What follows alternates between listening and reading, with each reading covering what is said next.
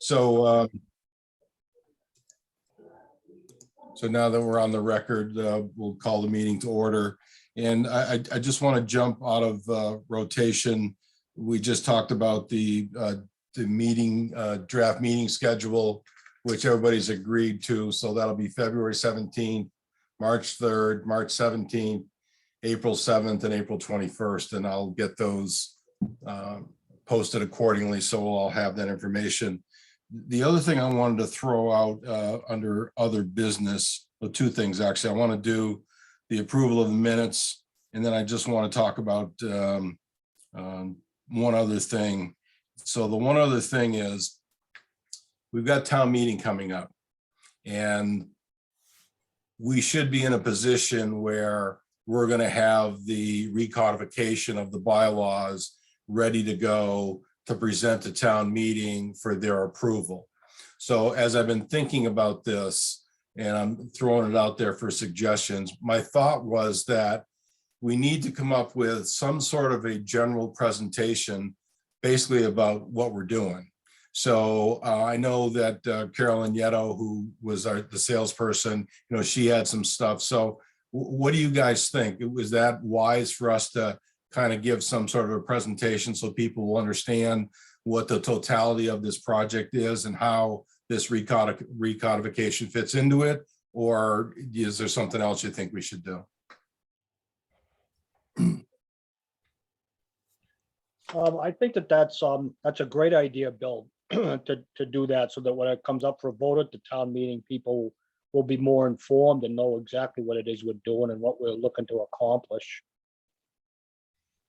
Okay. I definitely agree. I think that there are people, there's the possibility of people at a town meeting that won't understand quite what the codification of the bylaws means. And so it may sound like we're trying to pull a fast one on them, or that we're doing something out of, sequence. So I think a good overview, and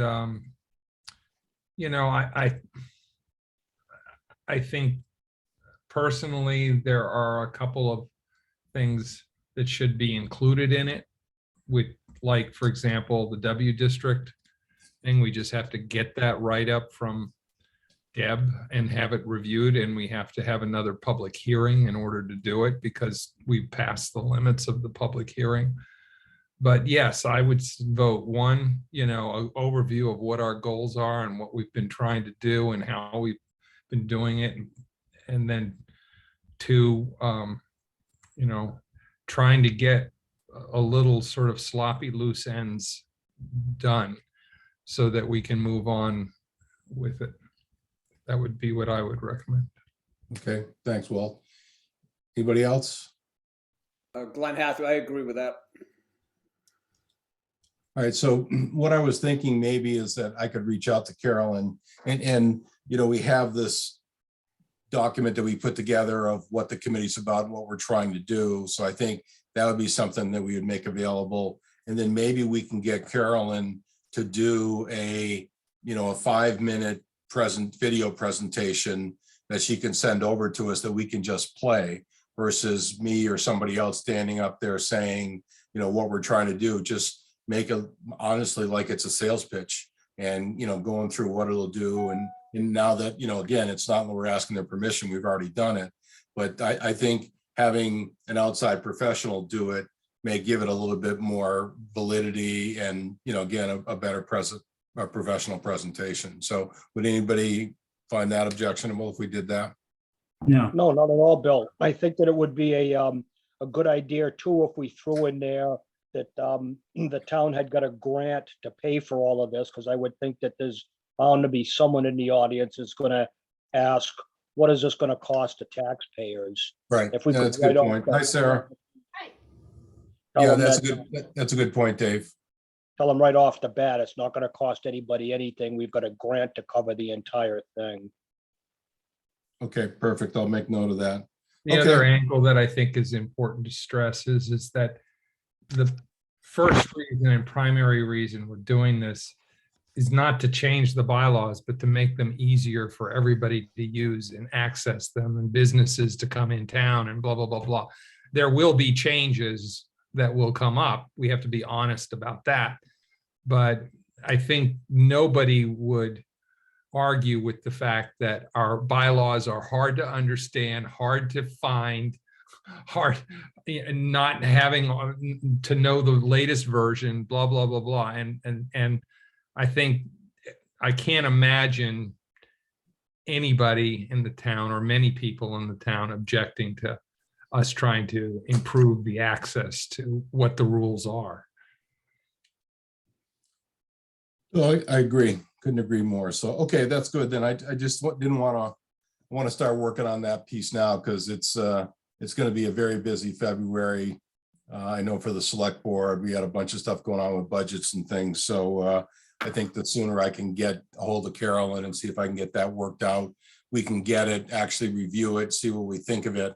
And then if we don't like it, we could maybe ask her to change it, but I think she'll do a good job with that. So, okay, then that's good. Then let's move on to the project for tonight, which, oh, actually, no, let's do the minutes because I want to get that out of the way so we don't have to do that at the end. So we were all sent a copy of the minutes for the meeting of January 20th. Anybody interested in making a motion to approve those minutes as written, or are there any corrections, either of those?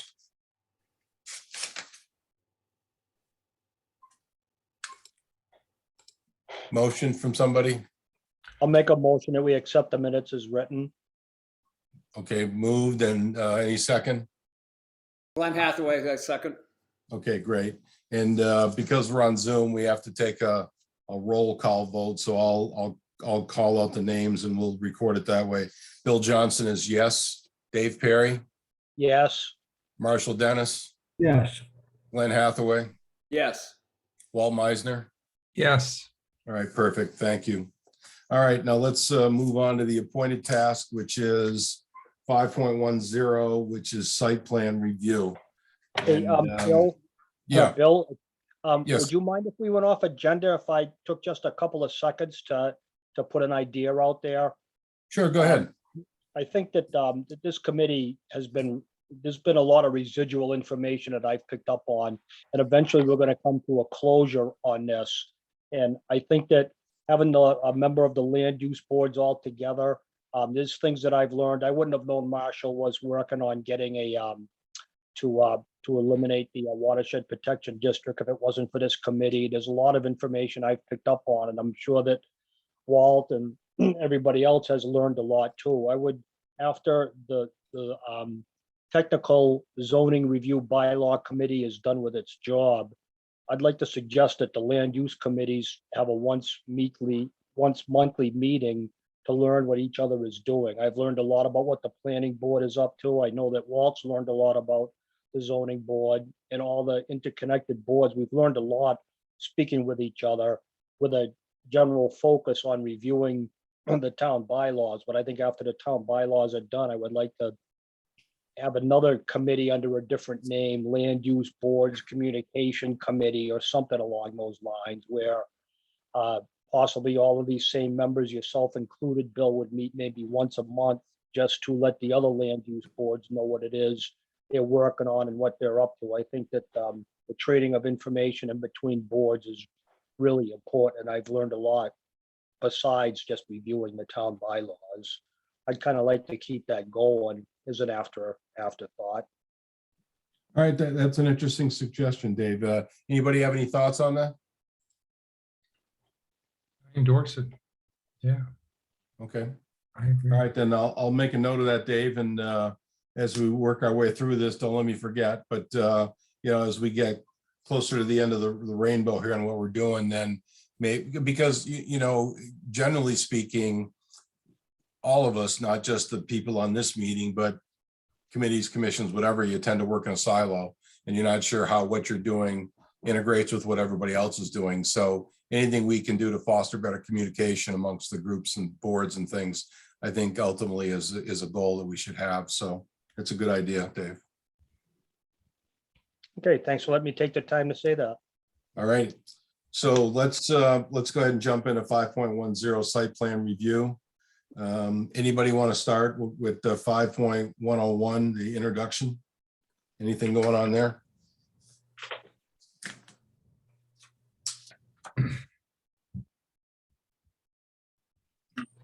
And if nobody jumps in, I'll just keep going to the next one.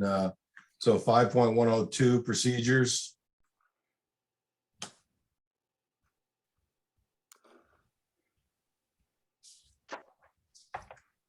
Okay, 5.103 coordination with other boards.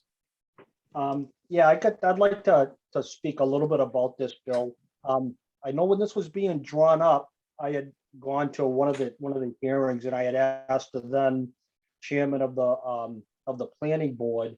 It's got, upon receipt of the site plan review application, the planning board shall transmit a copy of the application and plan. And it's got every single board on here except the zoning board.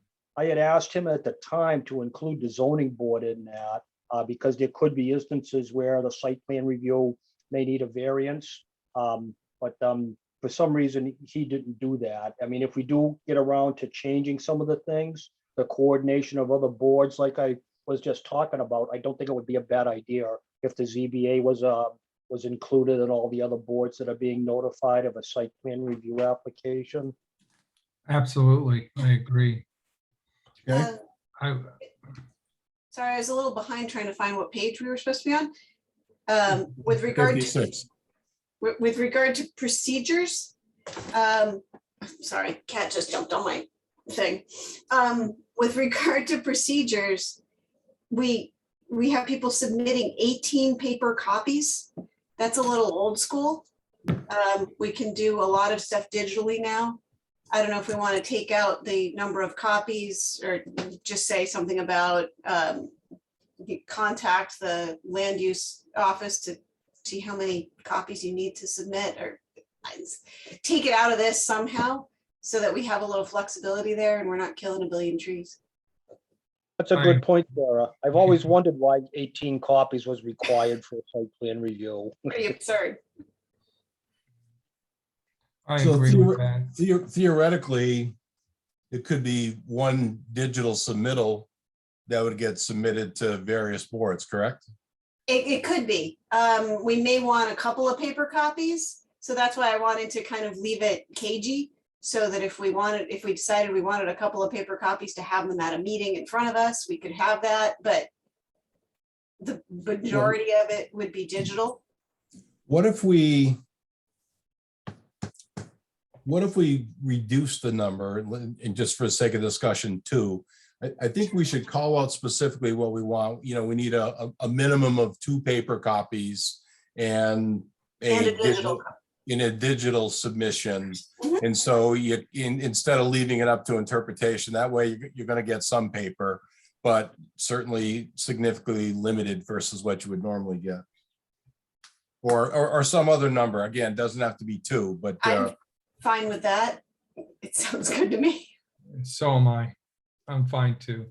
And unfortunately, when we say digital, that means, you know, when we get around to actually changing the words and doing this, we'll have to define what digital means. In other words, define the format, or I kind of lean towards what Sarah suggested, and that's put it in vaguely, but make it, you know, it should be Confirm. more in the rules and regs than it should Yeah. be in the bylaws, you know.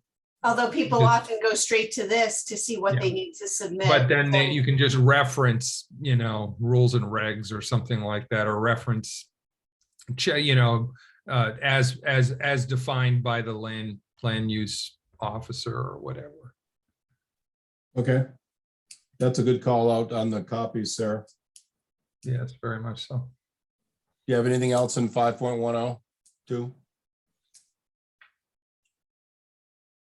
I know that the zoning board is on the list going to 5.103.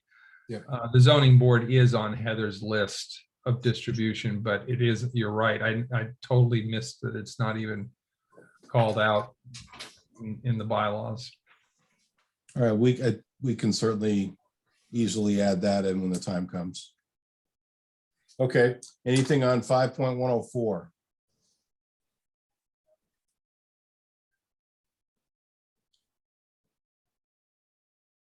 And we don't have a town planner. We're going to, though. The posting should be ready to go out hopefully next week. Oh, excellent. That's good. That's something else I didn't know. That's, Yeah. Well, we try to keep as much, out of the public's purview as possible, Dave. It's easier to get things done, so. No, we're actually, just for, and Marshall knows this, but we're posting a position, a joint position of a conservation agent and a town planner, hoping to get a twofer. So that posting is being reviewed and looked at, and it's a priority. It's while we haven't obviously done the budget publicly yet, but it is funded in next year's budget. So it will happen. The money's there, and it's just a matter of finding the person for the two positions. So if there's going to be a committee for interviewing the applicants for that, I'd volunteer for that, Bill, if you want to make a note of that. yeah, no, I think I know obviously because it's a conservation agent, Marshall will be involved. So Brian will be doing that. But I think he'll have, representatives from the boards that, are likely to be in close working relationship with a planner / conservation agent. So. All right, hearing nothing on 5.104, how about 5.105? Well, it has the same issue with, defining numbers of copies and things like that. And while I'm not prepared to offer up any proposed solution, I think, it needs to be highlighted as something that needs to be, brought up to current times and make sure it meets our needs. But I don't have any specific suggestion as to what it should be right now. In fact, I haven't yet led a site plan review, so I'm sure I'll have a different opinion a few months from now. Right. Well, the good thing is right now, any of the things we're talking about aren't going to, with the exception of the bylaws you talked about, we're not going to make any changes to these. We're just trying to, when we get to that phase, things we need to circle back on and address. So yeah, that's exactly. Again, it says the same 18 required plan copies. So that's a consistent call out with the earlier one. So. Okay, anything else on 5.105?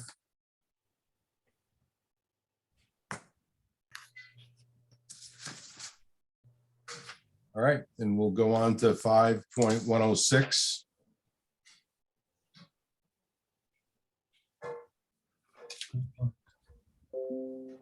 I like the fact that we have a waiver of technical compliance. Okay. That just gives you some flexibility, Sarah, to, in some of these things. It gives the planning board flexibility. Yeah, If- somebody, planning Yeah. board, yeah. But if you're doing something pretty minor, you don't necessarily have to go through the whole thing with all the engineered plans and everything. There's a little bit of discretion that's allowed. Walton, you're good with that? I definitely am. Definitely good with that part. I was sort of, questioning, whether the number is right, like 5 parking spaces, what is that what deems it a major site plan, I don't know the answer to the question, but Yeah. it's something highlighted for me, it's like, is that the right number? And, when we get down to the nitty gritty and we do come back to this and we do look at it, looking at the specificity of, it's even the 2,000 square feet being the, cutoff between major and minor, many houses today, aren't aren't 2,000 square feet, so, I mean, it's just questionable. So I guess the highlighted part for me was, are these the right numbers? In Sterling, it was 500 and 2,000. It But was? it didn't call out any low end for parking. So at least these numbers are fairly consistent. I don't know about the 5 parking spaces, Yeah, but in terms of square foot additions, it's consistent with the last place I worked. yeah, okay, that's good to know. I don't have any feeling one way or the other. It just was something that raised the question. Yeah, it's a good question. I don't know the answer either. Okay, anything else on 5.106? That,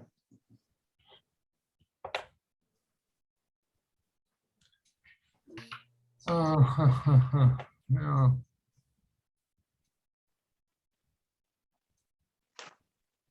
okay, 5.107.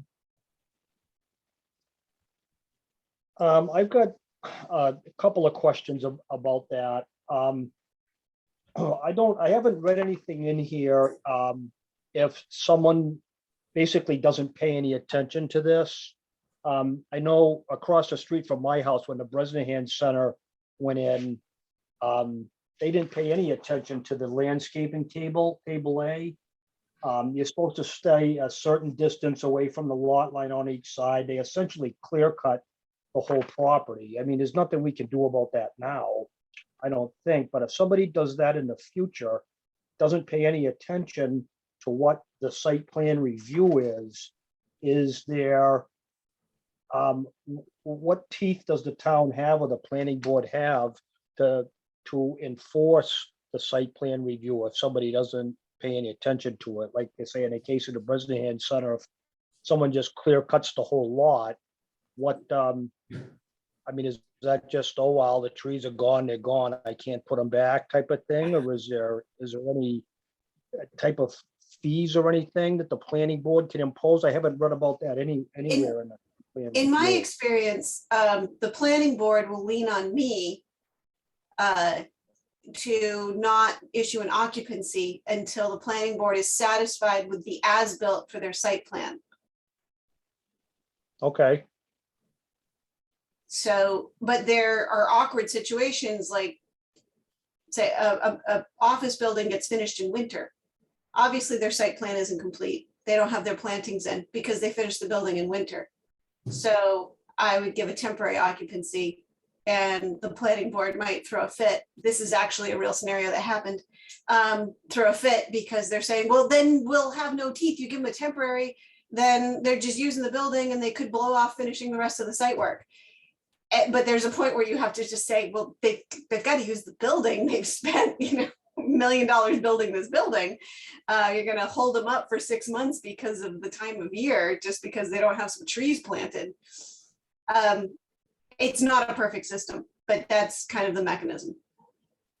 It raises it's raising a bunch of questions for me. I mean, we're dealing with this right now. It's different than site plan review versus subdivision review, where you have a bond or something like a putting down.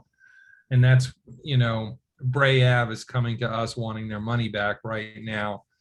And we're right now playing it pretty much by the book with Bray Ave, saying, no, you're not going to get all your money back until the road has gone through a winter and, all the stuff requirements that the Conservation Commission, has the plantings and all of that have been done. And we know that they're going to take. And so that's a different section of the bylaws, but in a comparable situation, we're looking at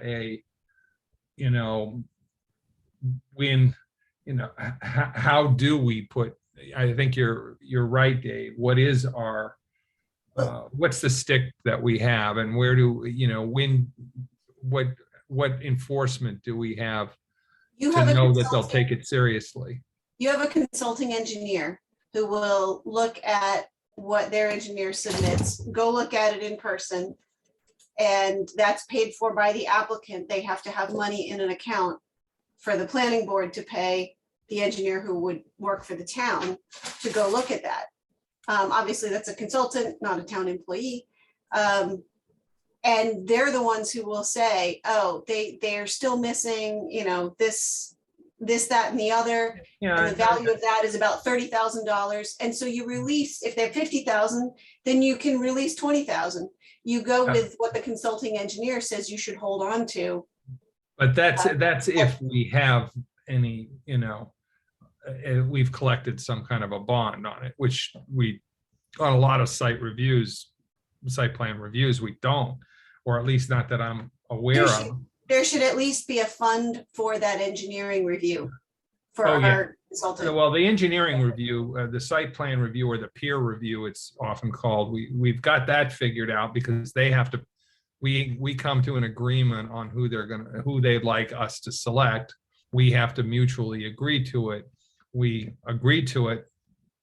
They agree to the cost. The town engages that engineer and collects the money from the applicant. Now, what I'm thinking out loud now, That engineer then reviews the as-built that their engineer submits and reviews the status of the work and tells the town, they're not ready yet. This is how much money you should still be holding. That's the way I or in understand your it. case, you say you can give them a temporary certificate of occupancy though, can't you? And conditions. can. Yeah. So Well, that's the, if like, you give finished them in a winter temporary, condition. if you're in the winter situation, you Right. say, you're in the winter, you haven't completed this work, I'm going to give you a temporary certificate of occupancy that's good for 6 months. But Right. then you can't use it after that. So Right, there's but then that it's stick more too. awkward. Once you've issued that and they're in, it's harder to get them out. Oh, yeah, And but they can't, so- if they can't get their full certificate of occupancy, at least there's a stick there that makes them take it seriously. And I to can see find what it them. wants. Yeah. But they can Um, also blow me off, and our only recourse is awkward. So I try not to let people know that. Mm. So Sarah, when you talk about fines, Mhm. where would that be called out that? It'd be a violation of building code because they'd be on an expired temporary occupancy. And so I can fine them up to $300 a day for every day So they're in that- violation. But then I can't really lien the property for those fines. So if they kind of blow me off, I can turn it into a criminal complaint. But it's, you know, it's really hard to actually collect if people are going to be difficult. In that, is that fee schedule part of Mass General Law, or is that something that's specific to the town? Do you know? And if you don't know, that's fine. I'm not sure if it's in the code or if it's in Mass General Law. It must be in Mass General Law. Okay. All right. But backing up a little bit to what Dave was talking about, you know, and think about, and I'm thinking particularly with Bresnahan Center and, you know, for example, where a lot of work they just went and did. And then, you know, people go, and we have this happen all the time where they just clear a lot and do something big, saying that they're going to build something, and then we run into problems with, you know, the building permit or the scenic road permit, or, you know, all of that, and we have no, you know, they've ruined the lot often. I mean, we saw it up on the corner of 119 and 101 happen. Now then, fortunately, at least something nicer is up there now, but there was just and to me, this doesn't speak to the bylaw change that we're talking about this section. It sort of speaks to things, an aspect of our bylaws that seem to be, you know, missing. And I don't know the answer. I'm just, that's for us, I think, when we get into general code and we start to say, okay, what do other towns do? How do other towns solve this kind of problem? What bylaws do they have that we don't have? That, that would give us, at least some, require people to go through some steps that they can't just bulldoze ahead, literally and figuratively, without some conversation with the town and without some, appropriate permits, whatever that might be. Yeah, generally speaking, the Bresnahan Center has been and continues to be a significant problem. There's many, many things that happen down there that shouldn't have happened down there, with not only the clearing of the property, gravel was removed from that site. The trees were sold off without any of the town's knowledge or permission or anything like that. So there's a whole host of problems that still exist down there. So we're in the process of trying to sort that whole thing out though. Yeah, I'm aware of that. Yeah, but Okay, anything else on we had, what was it, 5107? Everybody good there? You know what's interesting as I'm looking at this? Oh, that's 5107.1. I thought it was a mistake there, but that would be the next one, 5107.1. Anything with that?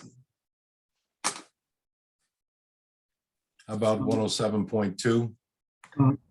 This is Marshall. I've been listening to, the discussion, and 5.107 is objectives.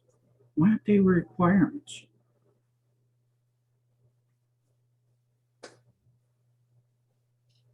It's a good question. and then when you use words like minimize and maximize, who defines those words? Just because it's an objective, oh, well, it wasn't met. Oh, well. Kind of like a goal. Some you get, some you don't. Exactly. So, they went and did this, they went and did that at the Bresnahan Center. Excuse me. Why weren't, these quote objectives a requirement? They're not, I mean, like minimize glare from headlights and lighting, for instance. You can plant some bushes and stuff so that, but there's no like objective, glare from headlights shall not be above 200 foot candles, or, so it kind of has to stay a little wishy-washy. I kind of get that these are guidance to guide the people who are applying, saying, what are they going to be looking for? Oh, they're going to want to make sure that, there's access to it for pedestrians and that there's not light pollution. And but it's whose judgment is it? And this I know is extremely sensitive, and it also has to do, we don't have, like some towns do, have rigorous design standards or anything either, but general review, it's almost, I think it's the choice of word that Marshall's going after. It's like, what are the planning board's expectations in their review of the site plan? What are the things that the planning board will expect of the applicant, that the applicant will try to address or will address, and put in such a way that the applicant understands that the applicant is required to address those issues to the satisfaction of the planning board. Something like that, because then you don't have to, it's one thing, and this is, like I said, this is the same thing that happens, I think, it can happen on the design side, but this is basically saying, we're expecting you are going to agree. And in the subdivision review, for example, the preliminary subdivision review that we did for Whitney Park, and Marshall was extremely helpful to me when we sort of made that rules. We were going back to the guy who did Whitney Park, and we said, you asked for our comments in a preliminary review. These are our comments. And when you bring it back to us, we wanted to put it in such a way that when they brought it back to us, if they didn't address those issues or they ignored those issues, then at least we had something substantive to go back to them and say, why did you ignore this? Or why isn't this satisfactory? Or, you know, if you know what if you know what I'm trying to get to. So you're right. And I did not think about it when I first, Marshall, when I first read this, I didn't think about it that way, but it is kind of the same thing.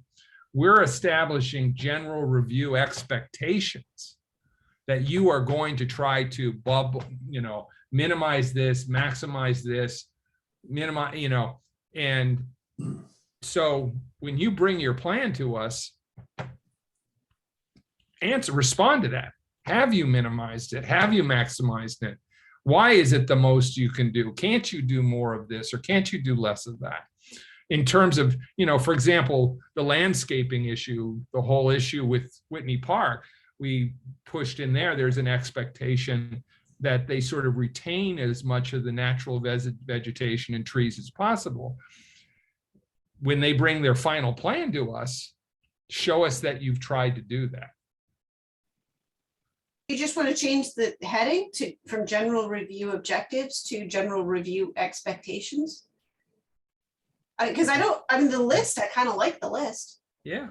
Well, if you look at it though, jump ahead to 5.107.2, where it says Village Center review objectives, Yep. and you go to A, there's no off-street parking. So it's not an objective, it's a fact. You can't have off-street parking. Yeah, that's So right. Yeah. It's not used correctly. So it seems like in the first 107.1, maybe the word objectives is more applicable there, but in the one before that, in just 107, maybe it's not. And then certainly in 107.2, it doesn't appear to me to be applicable to use the word objective. So I think we're going to have to take a good look at that, because what we're saying, I think, makes absolute sense. There are some things that need to be more general, but there's other things. Look at 107.1G, minimize contamination of groundwater. So you're saying some groundwater contamination is okay? I don't think so. Bill, I think that Good. 5107.2 is unique to the village center. I don't think that goes for anything. I think that's like a sub bylaw. It is for the village. It's for the village center, the no off-street parking area. I think that's kind of unique to that zoning. No, it is, Dave, but my point is that the use of the word objective is something that you're going to try to attain. There's nothing to attain there. You can't have it. So it's in conflict, at least in my estimation. Yeah, that makes sense to me. I understand that. Yeah. So anyway, we're clearly not going to solve it tonight, but I think those are good call outs, and we need to take a good look at that. I mean, remember, we're in control, and we an objective becomes a requirement, and the goal is, or you will eliminate all such things. We can work that into the bylaw. Yeah, no, we can definitely, where we need to, if we think it needs to be more rigid or more involved or whatever it is, we can certainly recommend that we put that in there with, the appropriate language to, maybe we need lesser gray areas in some of these things. It's just black and white. You can or you can't. So. Yeah. Okay. Anybody got any other comments on those 107, 107.1 or 2? I know when it comes to groundwater contamination, I know that technically speaking, even if you're pumping out a cellar hole to pour footings, you're supposed to get a groundwater discharge permit from the DEP. Nobody does it, but there is a state law that says that you have to apply for a permit with the state of how you're going to discharge this groundwater, where you're going to discharge it to, and is it going to contaminate any wetlands on the site. So there is some laws in effect, but they're not enforced, and they're very rarely even applied for. Are you familiar with that, Sarah, at all? Have you run into that No. before? I was unaware of that. It's the same thing with a trench permit. Not too many people get them, but the laws are out there. Yeah, it became absolutely absurd. One of the first trainings I went to on trench permits, they said you need a trench permit to dig sonotube holes. And I lost my mind. I was like, are you serious? You're gonna have to have everybody who's building a deck in their backyard get a trench permit because of a sonotube hole? And the requirements are for a 6-foot chain link fence or like 3/4 inch steel plate over it, like nothing that even your pickup truck contractor can manage to do, forget a homeowner. It was so utterly absurd that I think people didn't take it seriously and blew it off because it was unenforceable. And so it's pretty much only used on commercial projects now. And now the BBRS, the Board of Building Regulations and Standards, who deal with building code, have said, yeah, we really don't deal with that in residential anymore. So they've basically said, back off, even though their original interpretation of the law was completely over the top and sonotube holes fell Yeah. under it. Yeah, wow. That's interesting. On 5107.2, that last paragraph is, this was an eye opener to me that I was not aware of. I mean, when you read that paragraph, the planning board may establish and adopt design review principles and standards beyond those outlined for the village center. I don't even know what those are outlined for the village center, intended to guide the applicant in the development of the site and building design, and consider these principles and standards in its review of proposed actions. These principles and standards shall not be regarded as inflexible requirements, and they are not intended to discourage creativity, invention. This, I can understand why nobody's ever touched it, in dealing with our town. But that, you can really, all I can say, I would just put one note on that, Bill, and that one has to be looked at and clarified. Okay. I don't know how to do it or what to recommend yet, but that's a loaded one. Don't you think? Oh, I agree 100%, Walt. But it does say that you can't, so I've seen things like in Cambridge or Boston where there's just one planning board member who says, no, I don't like that railing, change it. That sort of thing. I think they're trying to say you can have standards that you could adopt some guide of this is what we would like, but you can't be totally rigid. That's kind of how I'm reading that. Oh, So- I understand. I understand what they did. You're right. And I've seen Boston and Cambridge and Brookline have those specific, where you're right, one personality, one opinion can create havoc for someone trying to do something rather practical and reasonable. But it's never in this, it's highlighted is all I'm saying, Bill. Okay. It's something that if you never develop those standards, it's irrelevant. So right now it's leaving it wide open. Right. But I do think there are, at least I know in some conversations I have, there are, I guess I'm saying I didn't know I had so much power. Yeah, it's underutilized too, Walt. But you're specifically precluded from mandating any official aesthetic style. So It's like, well, so where do you draw the line on that is my question, it's like,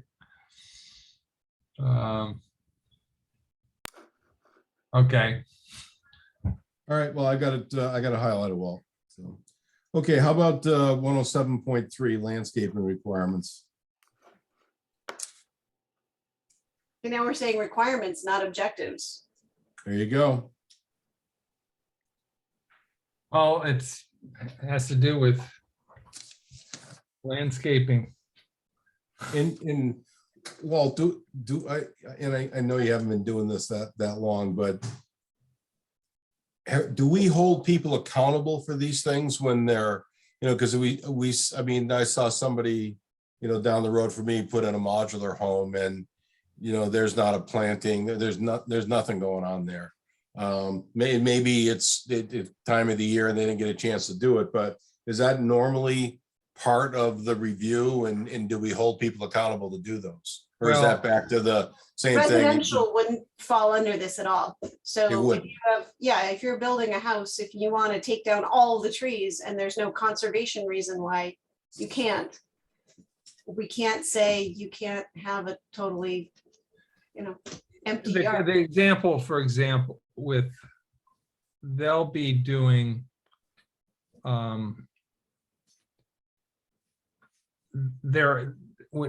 I assume, and correct me if I'm wrong, Sarah, but let's go up to the marijuana facility that's up on 119, 101. Okay, We haven't seen the plan yet. We haven't had a site plan review on that yet. We gave them the A&R and they had a preliminary sort of conversation about what they were going to propose, but they haven't started constructing it and they haven't started doing it. Within that plan, there will be landscaping requirements, and that area will fall under this. absolutely. And- Basically, anything that requires site plan review, this would apply to, but 1 and 2 family residential doesn't fall under site plan review. So this is not relevant. Does that make sense? Yes, and then under a subdivision, for example, Whitney Park, they're going to have to come back to us and give us a plan for a subdivision review. And there's some lands, we can make some landscaping requirements in that. But a Okay. one-off house, But we the don't. one-off houses, no. But to go back to your original question, Bill, I don't have much experience on this. We haven't, first off, if it's a one-off house, we don't even see it. Unless it needs, it's on a private road and we have to validate the road for frontage, like we've been dealing with Lake Haven or something like that. But we have it falls completely under Sarah, and she has no. We have no ability to tell it. landscaping purview, really. Okay, no, that makes sense. Again, I was confused. I thought that everybody had to go through site plan review if you're building a house, but that makes perfect sense, your explanation. But I'm encouraged, though, that when you get into subdivisions, there are some requirements that you can hold them accountable for as it relates to landscaping. Now, That but makes sense. keep in mind too, though, when you look at, you can have zoning districts that have both residential or, for example, Mixed use. like the mixed use. And for example, we did a site plan review for that marijuana growing facility up on Winchington Winchington Road. Route 12. Yeah, Route 12. And we did, we did that on that. And that was nothing more than a house. But on that one, because we had site plan review, we didn't at the time get into the landscaping issue with it. Mainly because I don't think there's any history of our planning board getting into that kind of detail. But upon, as I think back on it, with this, we had more authority than we probably used. We had more authority perhaps than we used at the time. And that's why this process is particularly helpful to me for the next time that comes before us. Hey, Sarah, if I could bring your attention to the required landscaping on table A, which is on page 61. It's got a schedule of the amount of square footages and stuff. Now, one thing I'm not clear on is table A for site plan review only, or is that general? Because if, if it's a general law throughout the whole town, no matter what the zoning district is or what the situation is, there's a width of, width or butter for abutting residential uses. You know, you got 5 feet to 10 feet, depending on how many acres you have. Does table A apply to residential uses? Because it says width of butter for abutting residential use. Usually, I haven't studied this thoroughly, so I'm gonna give you a little bit of a, I don't have an official answer. But normally they're talking about if you have a commercial project going in next to residential, you have to have a certain buffer. If it's commercial next to commercial, you probably have less of a buffer. That's my experience in the past with how these sort of things work. But based on, well, based on what you said earlier, though, this is specific to site plan review only. Because it's Right. in, so it wouldn't, again, in that onesie, twosie house scenario, It's not relevant. this wouldn't apply. But if you have commercial going in next to residential, because he's pointing out that it's talking about residential. But residential could be multifamily residential, which could still need site plan review. That's what I love about this stuff. Nothing's black and white. There's always an exception. But if you're doing this or if you're doing that, so that's why I'll never have it figured out. But okay, does that answer your question, Dave? I'll need to read this more closely to address it better, but I'm hoping that I helped. No, I mean, if someone's building a house, I would think if it's not in there, it wouldn't be a bad bylaw if there was a 5-foot natural vegetation buffer to the lot line. But I mean, if it's the law that somebody could cut down every living thing, I mean, I don't really think that that's necessary in every application, but there are people out there that will do it if they can. 'Cause I'm not a tree hugger to the extent that I don't think any more houses should be being built, but if you can do it to lessen the impact of the natural environment as much as possible. So if it doesn't apply to residential districts, maybe that's something that we could look at in the future when we get around to revising actually how some of these bylaws are written. People also have the right to do what they want with their property to a degree as well. So you'd have, I think, a lot of people up in arms if you started to say, you have to leave a certain amount of. If there's a brook on your property, you can't reroute it just because it's on your property. I mean, There's conservation issues, but if you have dry woods on your property and you don't want trees there, you've got a thing about trees, you're afraid they're gonna fall on your house, then who are we to say, no, you can't cut those trees down if there's no conservation reason why you can't cut the trees down? People have the right to remove trees if they want to. I like trees, but I don't want to tell people that they can't. To a degree. Yeah, to a degree. I agree with Marshall's opinion to a degree. I don't know think how we would write something that addressed that as well. my personal opinion would be it's ecologically irresponsible to clear cut any given piece of property. And not that many people will clear cut it completely. Although But we've had a few clear examples in recent years, which I think have raised everybody's eyebrows about the issue. And it might be controlled by something in very broad terms that has interpretation. In other words, you can't clear cut more than, you can't exceed 50% or something like that without getting appropriate permits or without coming before. So put some kind of, something that requires, 1 or 2 trees here or there, or to protect a house or something like that. You're exactly right. You don't want to get into that minutia, but you may want, there could essentially be something that we could add to the bylaws that would give some sort of general control over it. Like a trigger mechanism. Yeah.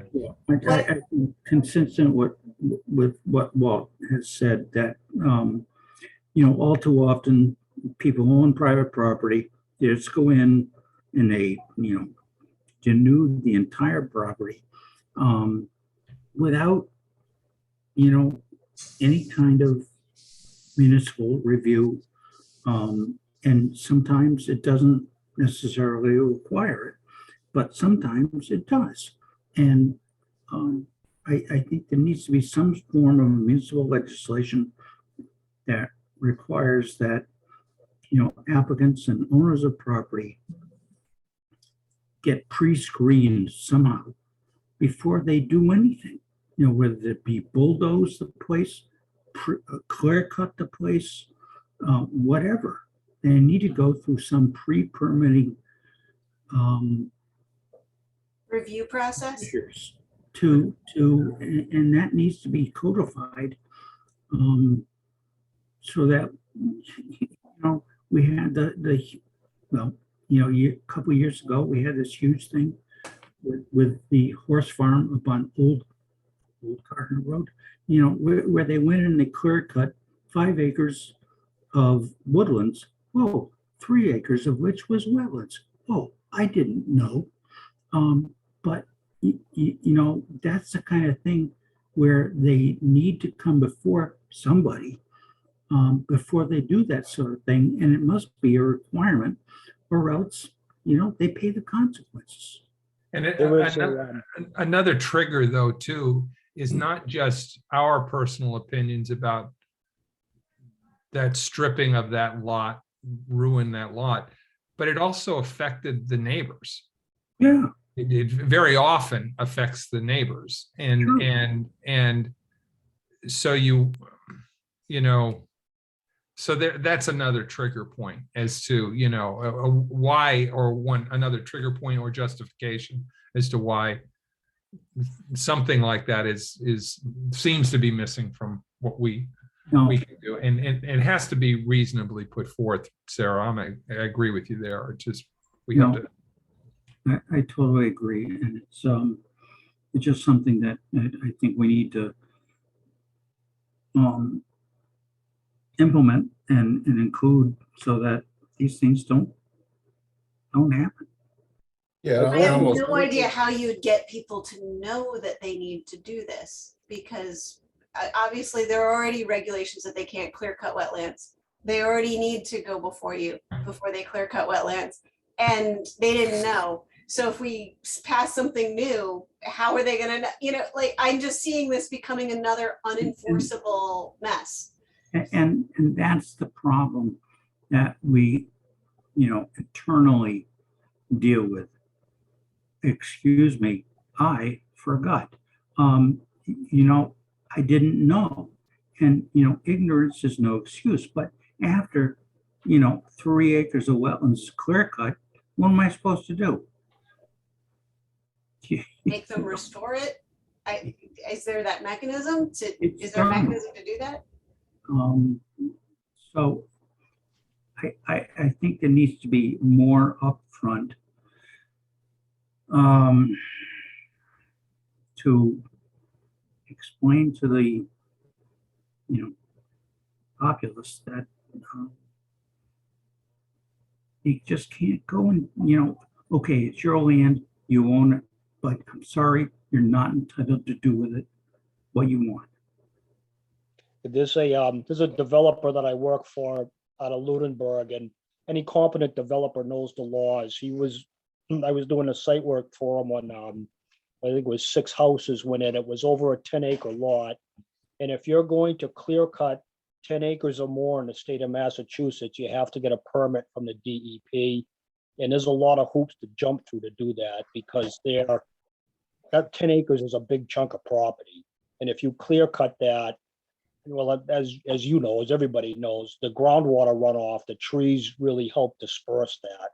And if you cut everything down and rip up every stump, what's going to happen? There's going to be washouts and mud washing out into the road. So you have to, anything 10 acres or more, you have to get a state permit. And every tree guy that I know of is aware of that.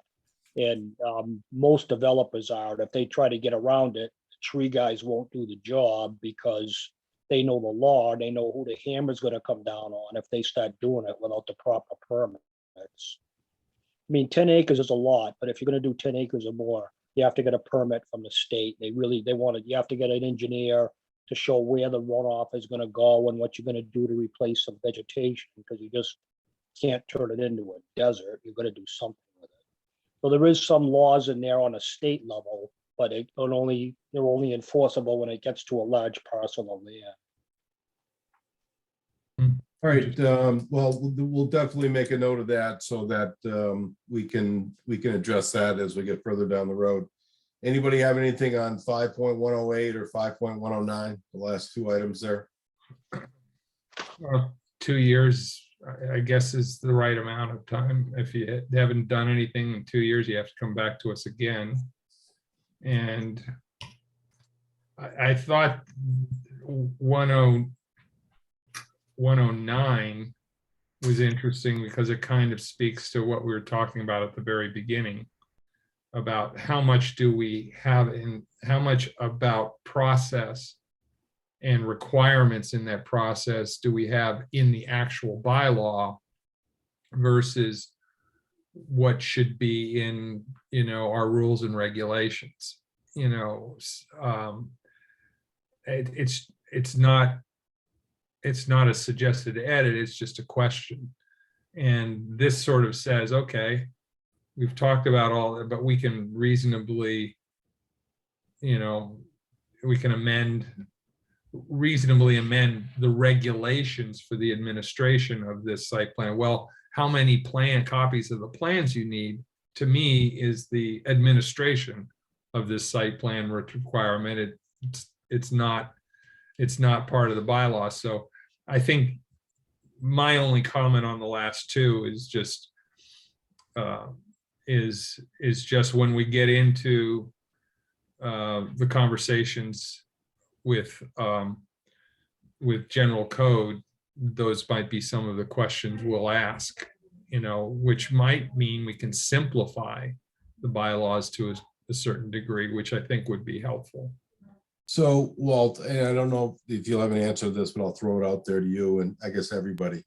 So rules and regulations, what's the process you have to go through to modify those? Is that a town meeting vote as well, or is that just No. something you do? as- Rules and regulation, this is something I just learned. I just learned. And I learned it with regards to the Lake Haven property thing. In the rules and regulations, we define what we give the road should be minimum width of this, and it should have a certain grade of that or whatever. And it's also put in a way that it's not an absolute thing, that the planning board can use its discretion as to whether it's adequate. All the planning board has to do is determine that the road is accessible and functioning and there's appropriate turnaround. And, we can decide whether it's a private road, only one car can get through at a time, whatever. We have judgment, but there are standards in there.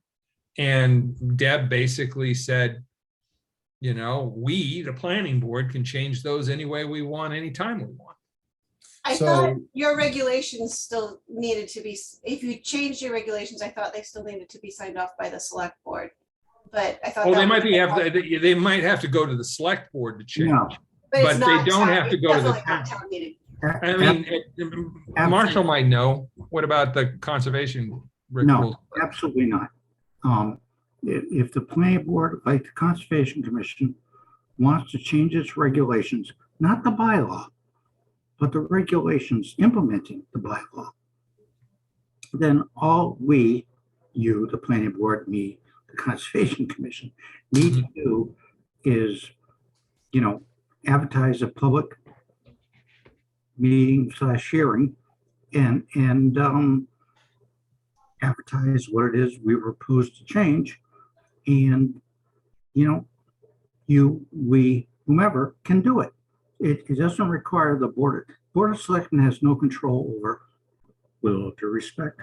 No, I listen, I don't want it. I'll be perfectly honest with you. I mean, it's when you hear about these things, it's, I have no expertise in planning. I have no expertise, nor do most people that sit on the select board have those specific qualifications? So you look at the way it's structured, organized, whatever you want to call it, that you have people that have expertise in these particular areas. And I was talking to the town administrator today, we were talking about automobiles. I know that I have to put gas in it. Somebody else has to do everything else because I have no working knowledge of a car. So I take it to somebody that does that. And when he says you need to do X, Y, and Z, well, then that's what we do. So in a simplistic comparison, it's the same thing that, we're talking about here. So when I look at this, though, as we go back to the conversations that we've had, and it's been called up before, so the bylaw, can be in some cases a little bit more general, that calls reference to rules and regulations where you can be as specific as you want to be, and the process of doing those is much more simplified than have to go to a town meeting to try to execute some sort of a change on that. To me, something like, for example, As we long were as the talking, modifications, the rules and regulations do not contravene the bylaw, then you're well within your rights to do so. and You were saying? well, I was just gonna say, I mean, we were talking way back when we first started this thing, we kept running into, defined fees. Well, why are we putting a fee amount that changes over time in the bylaw? That can go in rules and regs, or we can reference it, As a as fee something that, schedule. it goes to a fee table or something like that, that can be changed by the town from year to year. And so I think 109 points to it reminds us that we have some flexibility to, use the rules and regs area to kind of manage those things that change from time to time, and we don't want to have to go back to a town meeting in order to change it. So, okay, so as I look at the clock, we've gone past our appointed time of 7 o'clock, which was fine because it was good discussion and valuable information. But so what I'd like to throw out is for our next meeting on, well, I'm proposing next week. So on the 17th next week, we would do 5.1, which is development of rate limitation, and 5.12, which is the adult entertainment establishments, which is, 2 or 3 pages in the book. And then after that, it's a big one, which is Open space. residential development, which will take a meeting in and of itself, I suspect. So Oh, yeah. does that work for everybody, doing 5.11 and 5.12 for next time? Indeed. Yeah. Okay, perfect. Works for All me. right, then, I think we'll call in a night. I appreciate everybody's attention. I'm going to make a motion that we adjourn at 7:07. Would somebody like to second that? Glenn Hathaway, I second that. All right, I'll call the roll. Bill Johnson, yes.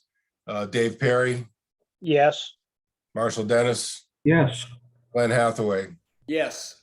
Walt Meisner. Yes. All right, folks. Sarah, sorry you don't get the vote. Quick, Fine with quick, me. All right, folks. Everybody have a good night. quick question. Can I ask a Yeah. question though? Sure. Next week is 17th. That's 1 week from tonight. Right, so Okay, so we'll do is those actually other the- two 1 week from tonight. that's actually the 3rd week, which is why I did that, to get us back on the rotation that we'd originally agreed to. Oh, just one other just tidbit of information. We're talking about marijuana things. It appears the Evocana deal in South Ash is dead. That company has gone out of business. They don't exist anymore. So Oh, we really? haven't- I mean, I thought they changed the name. Oh, I don't know we were told that they weren't around anymore. And I've asked that same question. Did they change their name?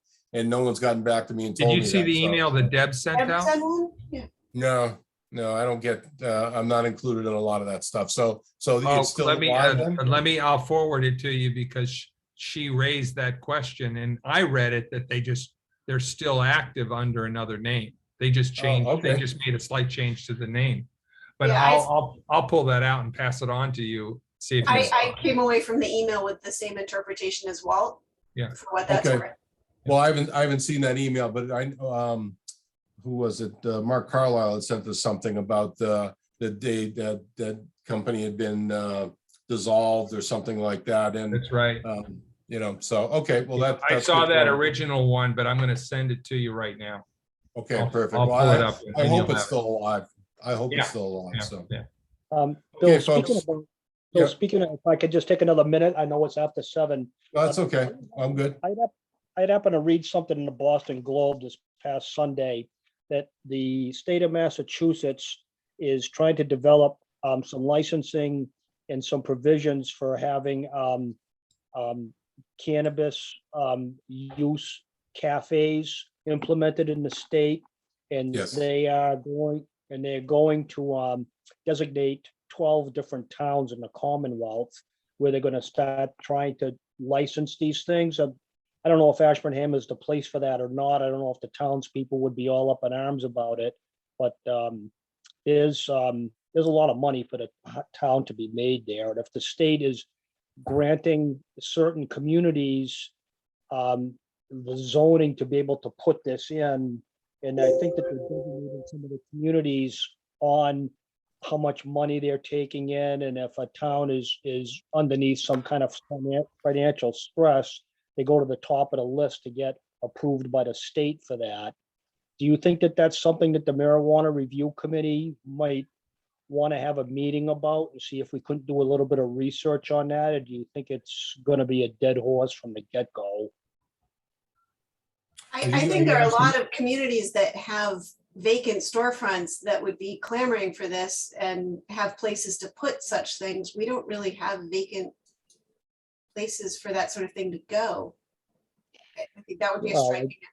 Maybe not, but I think it might warrant a little bit further investigation. I mean, if there's money on the table for the town, I don't think we should be turning a blind eye to it. I think it might be at least worth a little bit more discussion. Like I say, it might not even fly. If the general consensus is that the townspeople just wouldn't have it, why waste our time?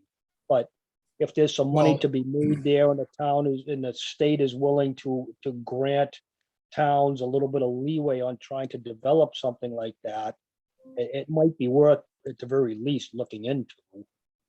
So I'm not disagreeing with that, Dave, that it may be worthy of looking into. I think, does Brian head up Marijuana Review, the TA? Is that who oversees that committee? He does. Yes, you do. You may want to reach out to him and, or I could reach out to him, whatever, and ask that question. But if I understand Ashburnham's marijuana bylaw correctly, it's not allowed in the village center district. It's not something that you could put down there even if you wanted to right now, because we don't allow it. It's prohibited. And when you talk about cities with, economic difficulties and things like that, if you actually look at Ashburnham's numbers, average income and things like that, we're nowhere near economically challenged or anything like that, which is some of the benchmarks they would use to do that. I think what you're looking at is what they've historically called gateway cities, and now economic justice communities is another term that they're using. And it's the Fitchburgs, it's the Lowells, it's the Springfields, it's the Gardners and places like that, that they're moving those communities to the top of the list because, as Sarah said, they've got empty storefronts. They're allowing those things in downtown areas. So we could certainly try to do that, but I think we'd be way down the list as far as a preference goes on something like that. Well, if I remember right on the bio, when this came up, the main reason we can't put it downtown is because of the location, because of Cushing Academy. Well, that was Because one of the distance- reasons. Distance, there's some requirement, a distance from a school or something that I think impacts that. And I know it's not officially in our bylaws, but I don't believe we officially have it in our bylaws that it can't be downtown, but I think it was the school issue that kept it. No, it's specifically prohibited from downtown. Okay, Retail in particular. Okay. I'd have to go, I'm almost 100% sure Okay. Cushing was part of that, but the other part of it was just the overall acceptance with the other businesses and things like that. We just didn't think that was something, and I say we, that the town voted on it, but whoever was working on that, that bylaw, I think it was determined that it wasn't a good fit for Ashburnham downtown. So, Yeah, I remember the vote. Yeah, Yeah. yeah. What I will do, Bill, is I'll reach out to Brian sometime next week. I tend to agree with you and with Sarah that it may be geared toward, like you say, Lowell's, Fitchburg's, cities like that that have vacant storefronts. It may be totally geared toward that. We may not even be in the realm of consideration for something like that from the state, but I at least thought it was worth asking the question. sure, worst they can say is no, but we've been doing a lot of work the last year or so with grants and trying to, different ways to get projects done with funding from grant resources. And every one of them has got something in there. When you fill out the application, are you an economic justice community? And if you're an economic justice community, you get more points on your application. And there's other questions like that don't come to me right off the top of my head, but other things that they're trying to divert programs, resources and things like that to some of those other communities. So, Yep, I knew it was a For long. retail, it's no's in Village Center. It's what? For retail, marijuana retail, Village Center, I don't know if you can read that. Yeah. They're both no's. yeah, So Yeah. that any place where you would go to use, it would also be retail. So currently, Bill's right, we do prohibit it. Well, it's prohibited in the but village. it's a good thought, Dave. And that doesn't mean you couldn't do it someplace else, but reach out to Brian and see if he thinks that it's something you guys should be talking about, or send a letter, or he can send a letter to do something. But I definitely raise the question. Like I said, worst I can say is no. Yeah, okay. Okay, folks, thanks again. Everybody have a good evening. Okay, thank you. Have a good one. Yep, good night, everybody. Yep, thank you. Yeah.